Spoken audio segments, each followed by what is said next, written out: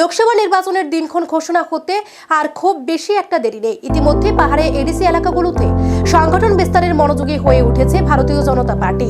ইতিমধ্যে ভারতীয় জনতা পার্টির জনজাতি মোর্চার নতুন কমিটি গঠিত হয়েছে প্রাক্তন বিধায়ক পরিমল দেববর্মার নেতৃত্বে। আগামী লোকসভা নির্বাচনকে সামনে রেখে জনজাতিদের আরো বেশি করে কাছে টানতে এবার নতুন কৌশল তৈরি করেছে প্রদেশ বিজেপি দল। নির্বাচনকে সামনে রেখে প্রচার কৌশল কি হবে সেই নিয়ে মঙ্গলবার বিস্তারিত আলোচনা হয় প্রদেশ বিজেপি ভবনে জনজাতি মোর্চার নেতৃত্বদের নিয়ে।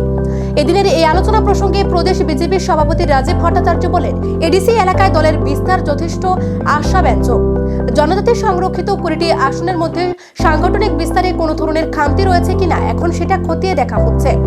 সাংগঠনিক বিস্তারের যে সমস্ত বিষয়গুলিতে খামতি রয়েছে তা পূরণ করার চেষ্টা হবে এখন থেকেই।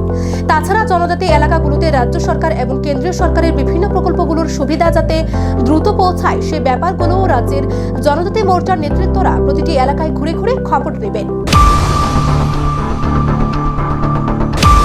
আপনারা জানেন আমাদের জনজাতি মোর্চা, আমাদের আদরণীয় জনজাতি মোর্চার সভাপতি প্রাক্তন বিধায়ক পরিমল দেববর্মার নেতৃত্বে জনজাতি মোর্চার নতুন গঠিত হয়েছে এবং তার যে পরিচয় বৈঠক আজকে এখানে সংগঠিত হচ্ছে এবং আগামী দিন জনজাতি মোর্চা কিভাবে কাজ করবে এবং জনজাতি এলাকায় আমাদের সংগঠনকে আরও শ্রীবৃদ্ধি কীভাবে করা যায় সেই লক্ষ্যমাত্রা রেখে আজকের এই বৈঠক এখানে ডাকা হয়েছে এবং আমাদের ভারতবর্ষের যশস্বী প্রধানমন্ত্রীর নেতৃত্বে সরকার জনজাতি বিকাশের জন্য এবং আমাদের রাজ্যের মাননীয় মুখ্যমন্ত্রী প্রফেসর ডক্টর মানিক সাহাজির নেতৃত্বে এই ডাবল ইঞ্জিনের সরকার জনজাতি বিকাশের জন্য যে কাজগুলি করছে সেই কাজগুলি জনসমক্ষে আমরা কিভাবে পৌঁছাবো এবং আগামী লোকসভা নির্বাচনের যে প্রস্তুতি সেই প্রস্তুতি সম্পর্কেই আজকের এখানে বিস্তারিত আলোচনা করা হবে এবং আমরা 1-2 দিনের মধ্যেই আমরা নির্ণয় নেব এবং যে